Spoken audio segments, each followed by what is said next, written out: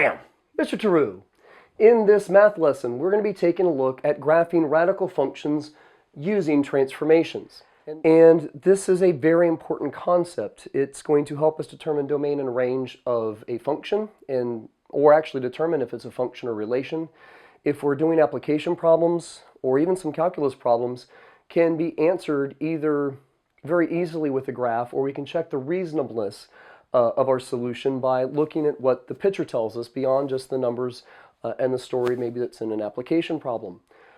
But at any rate, we're going to be starting with some kind of given function, some parent function. In this case, we're going to be working with square roots, and the fifth example is going to be dealing with a cubic function. We're also going to be looking at two different equations of both square roots and cubic functions and trying to describe what type of transformation would change the graph of one graph to the graph, or give a graph of a new function.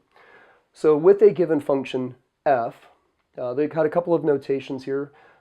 This textbook I'm teaching from currently uses like an f prime to show that there has been a transformation applied to a given function. That's fine for now. When you get into calculus, though, this is going to be indication or notation for a derivative, so not quite the same thing. So we'll be a lot of times using some kind of different letter. So g of x, some different function graph, is going to be created from the parent function graph with these transformations. Well, a coefficient at the beginning of whatever main math operation is in your equation, it could be a trig function, it could be a cube function, could be a square root function. If you have a coefficient out in front, that is going to be a vertical stretch. And if that coefficient of a is between 0 and 1, then actually what's happening is the graph is getting vertically compressed towards the x-axis. That's, of course, before there is any kind of vertical shift applied, because you multiply before you add or subtract with order of operations.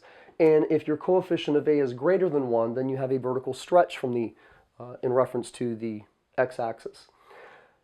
Now, if your leading coefficient is negative, that's going to take your graph and flip it over the x-axis. So like a standard parabola opens up, if you've dealt with those, and if you have like y equals negative x squared, it's going to reflect it over the x-axis and have it opening down.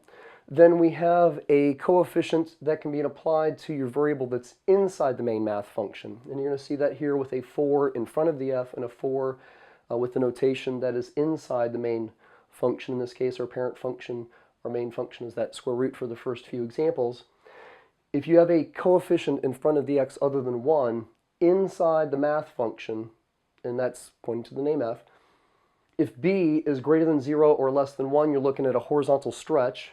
And if b is greater than 1, as opposed to the multiple transformation that you have outside of the function, instead of an a value being larger than 1 being a vertical stretch, if a b value, a multiplication that's inside the math function, is greater than 1, that's going to be horizontal compression. That's going to be a little bit confusing, my explanation here, because we're dealing with square roots, and with radicals, your function, your book may be calling this value of b sort of another version of a vertical stretch. I saw that noted in the book that I'm making notes out of.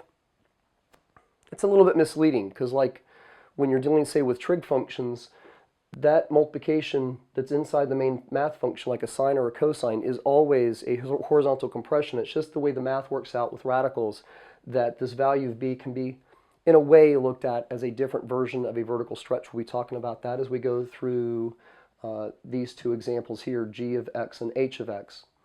And then finally, if you have a plus or minus, not finally, but almost, if you have a plus or minus inside the main math function, that's going to move the graph either left or right. There's a minus sign already in that standard form, so if it's x minus c, really that means your c is positive, because the negative is already in sort of this parent function standard form of expanded form of an equation. So c would be positive, and that's a shift to the right. If it's x plus c, it kind of seems like it should move the graph to the right, but it's actually move it to the left, because that means c would have to be negative to cancel out the minus that's already in our sort of standard form we're filling in here, and that's going to be a shift to the left. And then finally, you have another transformative value that is not inside the main math function, like b and c will be inside of our first four examples, the square root, but you have a plus d that's outside of the math function, a lot of times written at the end of the equation, that's going to shift the graph up or down. So we're going to look at the parent function of f of x is equal to the square root of x. Well, I'm not going to make a t-table, but maybe we don't know what the square root of x looks like. We have no plus or minus in front of this radical, so we're going to be looking at the principal root, the positive root. And if you think about x being 0, the square root of 0 is 0. If x is equal to 1, then the square root of 1 is 1. Each of these tick marks is 1 unit. I didn't write that down, but I probably should have. If x is equal to 2 or 3, I don't want to try and guesstimate where the decimal is in my graph, but if x is equal to 4, the square root of 4 is equal to 2, and the square root of, that would be 3, so maybe I do need to take a second. 2, 4. And I'm going to go off the screen here, but if I go all the way out to an x value of 9, the square root of 9 is going to be equal to 3. And this is roughly, that's roughly the sketch of our parent function. Now, if we look at g of x is equal to 4 times f of x, well, think about substitution. If it says 4 times f of x, well, 4 times, well, f of x is, I'm going to take f of x out and replace what it's equal to, the square root of x. Okay, so taking that function notation and actually writing what the function looks like, it's 4 times the square root of x. So again, thinking about, we're just moving to this idea of transformations. If x is 0, the square root of 0 is 0 times 4 is still 0. If x is 1, the square root of 1 is 1. And after you take or work through that main function that's in your equation, the square root, then at the end when you're kind of sort of done, then you multiply by 4. So the square root of 1 is, or the square root of 1 is 1, and then multiply it by 4, you get 4. So what was 1 unit away from the x-axis is now 4 units away. That's where I said your multiple of a, if it's larger than 1, that's a vertical stretch away from the x-axis. Now I do say away from the x-axis, but if there was a plus or minus at the end, if there's a vertical shift, once you do that stretch, then you move it up or down.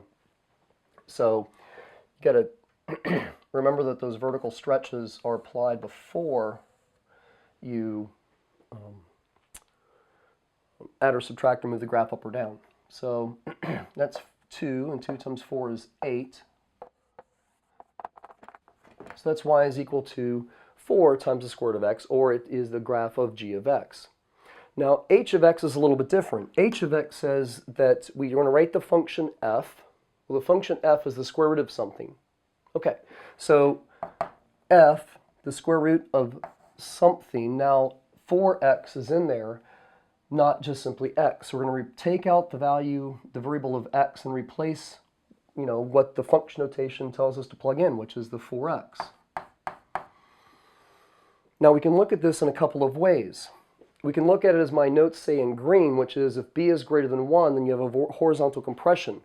This 4 is going to take all of these points and move them closer to the y-axis with a factor, if you will, which is multiplication or division, of 4. So if b is equal to 4, that's obviously larger than 1, the distance that each of these points are along our parent function away from the x-axis, or y-axis, is going to come in not multiplying by 4, but by dividing by 4. So 1 unit away becomes 1/4 of a unit away.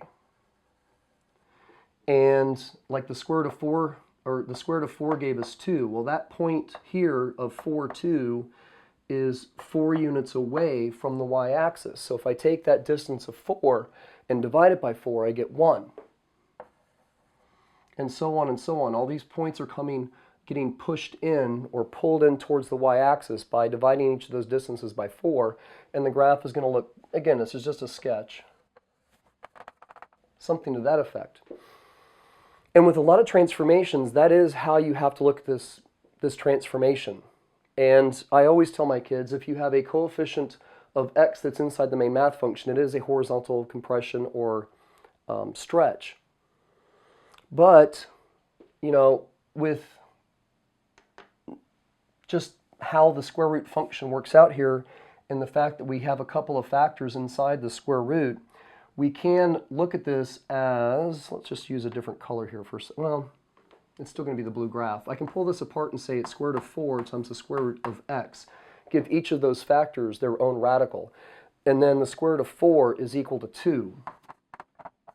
So h of x, I think I might have called that g of x a second ago, but h of x now is equal to 2 times the square root of x. See, so in this particular case, and with the way the square root function allows us to work with the, the factors of that term individually, that 4, that b that's inside the radical can actually get pulled out and now be observed as a coefficient of a. So that's why the b inside our radical, this book is saying, is another form of a vertical stretch. But that's very, very, I think, dangerous, because with other applications, recognizing b as some form of a vertical stretch is going to get you in trouble and give you a wrong answer.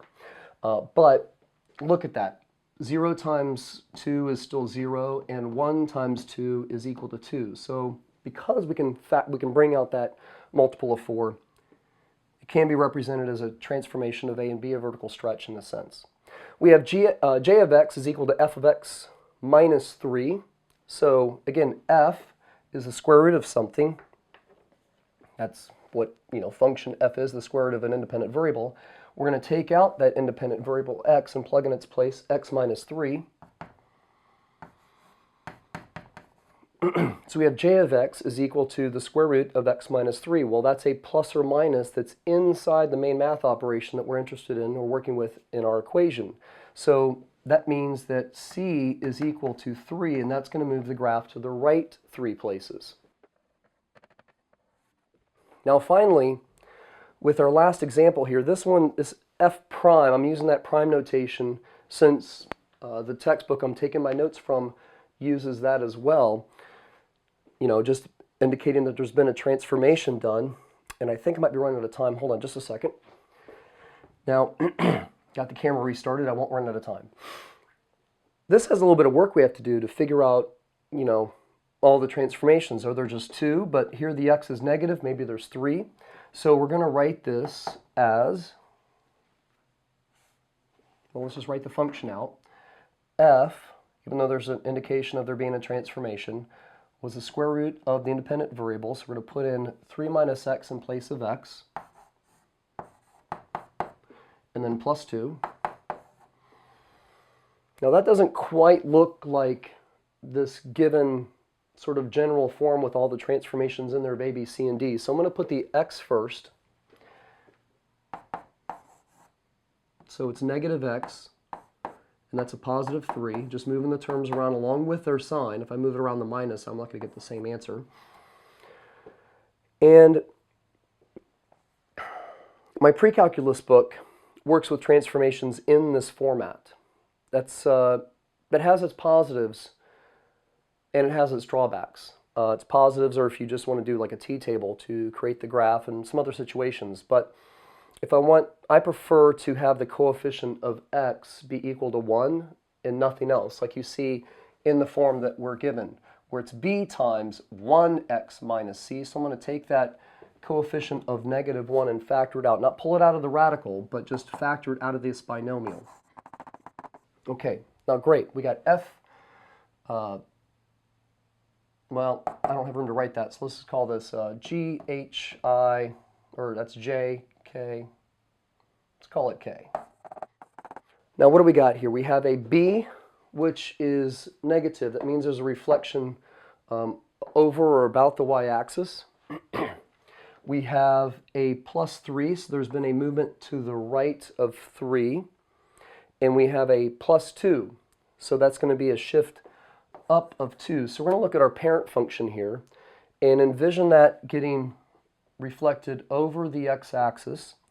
And we're going to then also see a shift to the right, which is going to be over 1, 2, and 3, and up 2. So this graph, instead of 0, 0, we're going to move right 3 and up 2. Bam! This correction brought to you by YouTube user Chess Pain Cane for pointing out that I can't count. So again, we have our function k here, and like I said in the video, or just a second ago, that we were going to move that function right 3 and up 2, but this time I'm actually going to go up 2 instead of just 1. So our point here of 0, 0, over 3 and up, yes, there we go, 2. So we've got our slide transformations done basically, right and up, but we're going to need to remember with our transformation, our b value, which is equal to -1, that's going to reflect this graph over the y-axis. So instead of sort of opening to the right, if you will, it's going to open to the left. So let's see here, right 1 and up 1, so we're going to go left 1 and up 1. Instead of right 4 and up 2, we're going to go left 4 and up 2, and so on, and get this as an approximation of function k. Now, now we've completed this twice. This more interesting problem, let's talk about the domain and range, a review of that one more time because kids need it, even all the way up to my honors classes. Well, you might be in an honors class, but I teach even all the way up to calculus in my school, and sometimes kids still mess up domain and range. So domain is about those values of x that are included in the graph, and this graph is, well, we read graphs left to right, so maybe it's ending at 3, or if you want to go right to left. That domain is about the x values that are included in the graph, and this is made up of an infinite number of points, and each of those points have their own, in this case, unique value of x. So our domain is going to be smallest number first, -infinity, and moving to the right until you get to an x value of 3. We're going to include that round bracket because we have a solid dot there, and we actually have the value of 3 included in our domain. Now our range is about that vertical movement that the graph includes, or all the y values that's included in all of the points that make up the graph.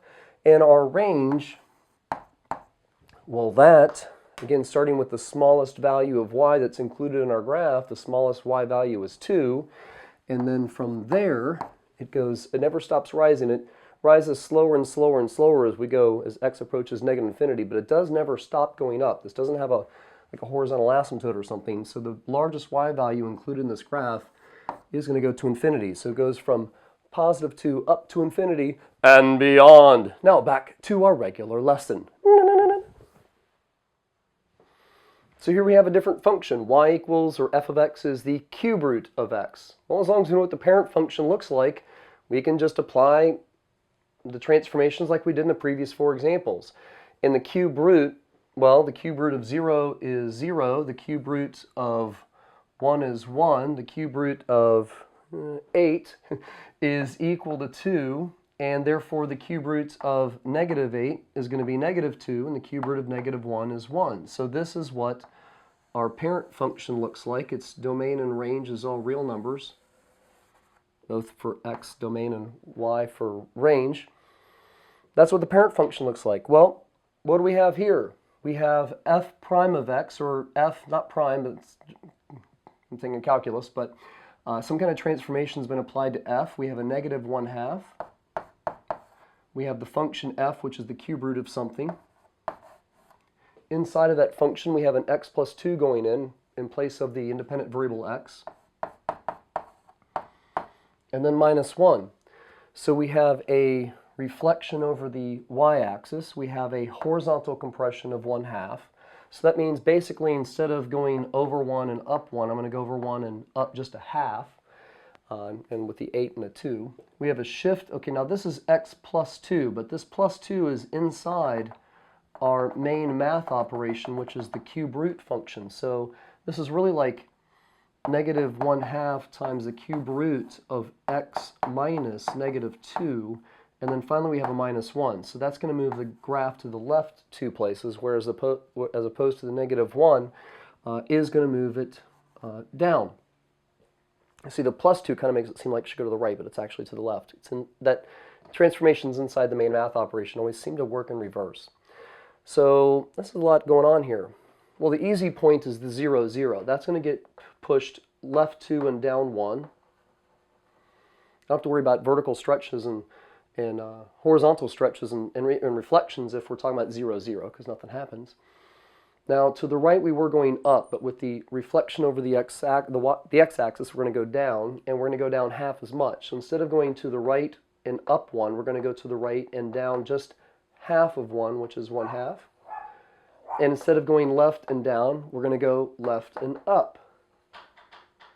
And I'll be right back. That was my wife bringing me lunch. That was very nice. So then instead of going to the right 8 and up 2, we're going to go to the right 8, which is going to -2 plus 8 is 6. And instead of going up 2, we're going to go down because of the reflection over the x-axis and go half as much. So we're going to go going down 1. And this will be a little bit of a challenge to draw. Oh, we're going to go off the scale anyway because it's now even more stretched out. But it's going to look something, our transformed function is going to look something like, they'll go back up again. That's not right.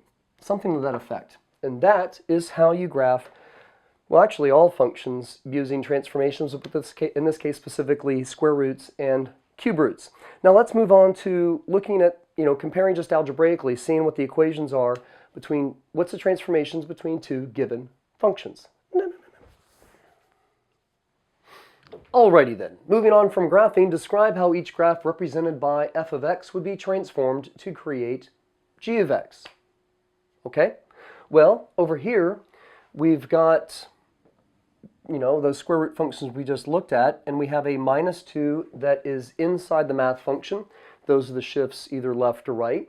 And it's x minus c, which means our c is a +2. That's going to shift our graph to the right 2 units. And it's going to, with a plus or minus that's not in our main math function, which again is that square root here, that's going to shift the graph either up or down. It's a -1. It's going to shift the graph down 1 unit. Now, just with that, if we know the domain and range, if we know the domain of the square root y equals the square root of x is from 0 to infinity, then if we move the graph 2 units to the right, I know at least one way of thinking about this, that the domain is going to be from 2 to infinity. Instead of starting at 0, it starts at 2.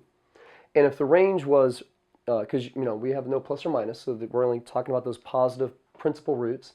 If we went from 0 to infinity for the range and we move the graph down 1, we're going to go from -1 to infinity.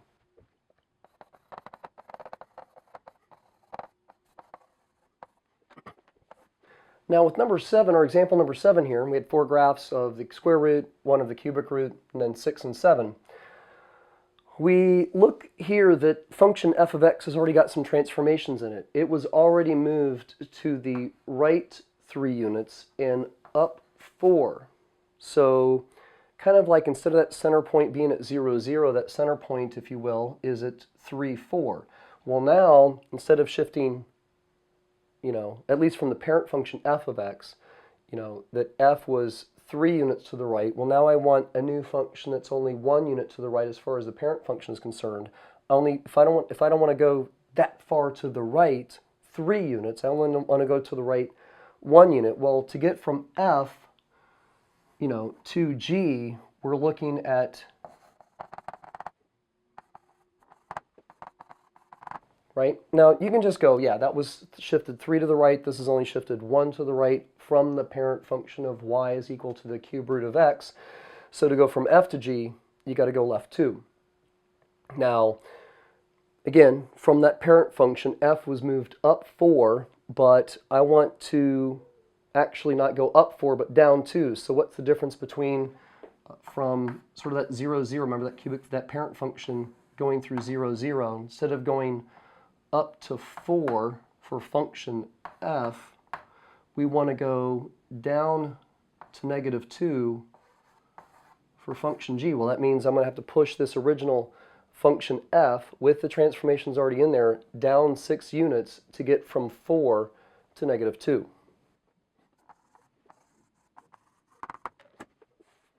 And if you remember from that previous example of graphing the cubic function where it goes left and right and up and down forever, the domain for all of your cubic functions are going to be all real numbers. That's the answer for the domain and the range. So the transformation doesn't affect the domain and range like it does with your square root function. Now over here, we have a a value, which is negative, that reflection over the x-axis. And we have something going on here with b. So in our first example, our value of b is 2. So at least from the original parent function y equals the square root of x, this has a horizontal compression by a factor of 2, and this has a horizontal compression by a factor of 8. And whereas shifts left and right and up and down, left and right and up and down, are about addition and subtraction, stretches, vertical stretches and compressions, and horizontal stretches and compressions are about factors or multiplication / division. So what multiple, or dividing is multiplication, what multiple gets you from 2 to 8? Well, 4. So if you want to make function f look like function g, you're going to need to increase that horizontal compression by a factor of 4. And again, that means you're going to move all the points horizontally towards the x-axis 4 units, y-axis 4 times closer. Again, well, before there's any kind of horizontal movement. Now again, because of the fact that with the radicals, we can look at the factors, kind of give their factors their own square root. This can be written as the square root of 2 times the square root of x. Now we have an a value, which is the square root of 2, not a b value, which is just 2. And we have negative the square root of 8 times the square root of x. Well, that can be written as, or can be written as, negative square root of 4 times the square root of 2 times the square root of x, giving us a final answer. Sorry about scribbling all over the place here now. The square root of 4 is equal to 2.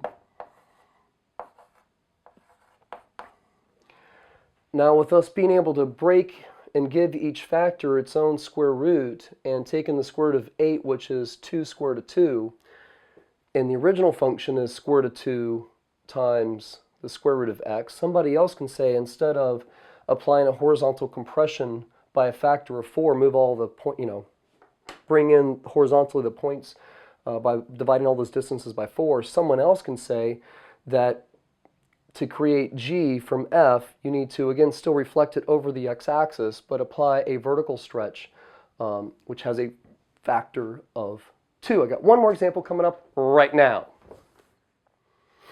And for our last two examples, we're going to be writing the equation of each function by transforming the equation as described. We're not sketching based on transformations. We're not trying to pull those transformations out of a given function. We're trying to come up with a new equation. So we have f of x, which is negative square root of x plus 2. So function f actually already has some transformations in it. Move to the left 2 and a reflection over the x-axis.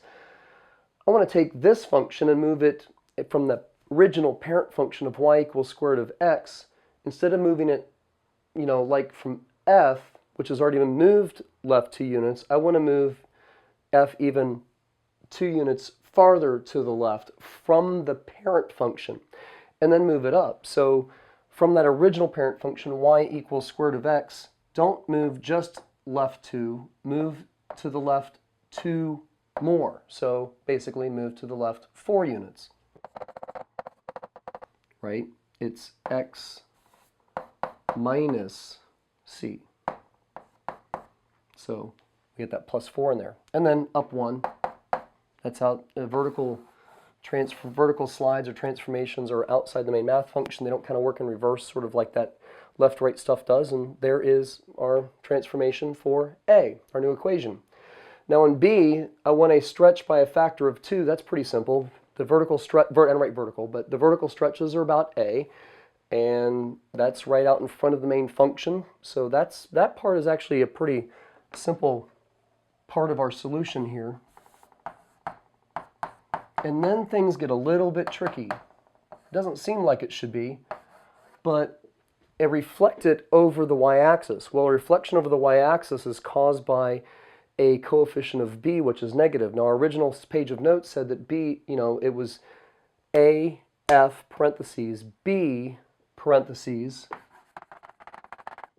x minus c plus d. Now I said, I like this format a lot of times, and this is not the format that my pre-calculus / trig book uses. And it says bx minus c, there's no parentheses there.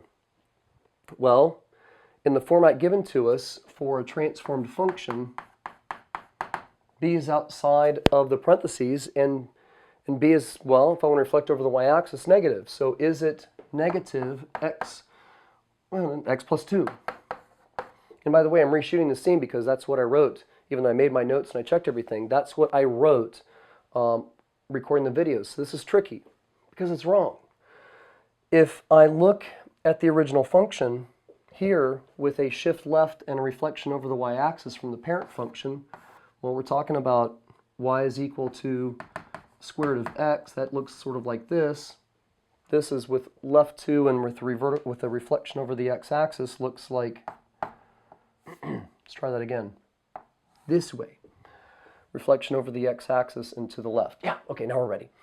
I want to take this graph and reflect it over the y-axis. Well, what was to the left is now going to be to the right. And what was to the right of the y-axis is now going to be to the left. I need a graph that looks like that. I need a graph that's, you know, instead of like the standard square root function opening or going towards the right, I want it going to the left. Well, that indicates that. But this plus 2 shows that from my original parent function, take that square root function, reflect it over the y-axis, and shift it to the left. But I don't need it to start at -2. I need it to start at +2. So really, this negative b is best to come into the function without those parentheses. And that actually helps me see why my pre-calculus book I teach from doesn't include the parentheses inside the transformed sort of general form of that equation, even though I do prefer that. If I take this negative and I factor it back out,